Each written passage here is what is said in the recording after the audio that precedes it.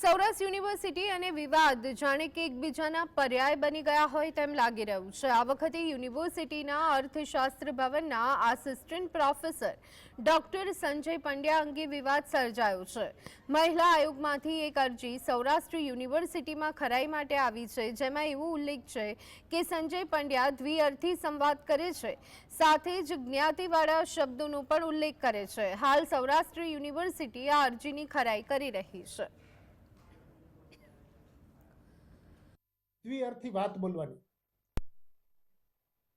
કોઈ પણ સ્થળે, જાહેર સ્થળે, ક્લાસમાં કે ક્યાંય પણ વાણી વર્તન વિવેકની મને પૂર્ણ ખબર છે। આવું ક્યારેય મારાથી બન્યું નથી અને મારા કોઈ પણ વિદ્યાર્થીને પૂછો, 10 વર્ષ પહેલાને પણ પૂછો તો એવો જવાબ મળે કે આવું બને જ નહીં।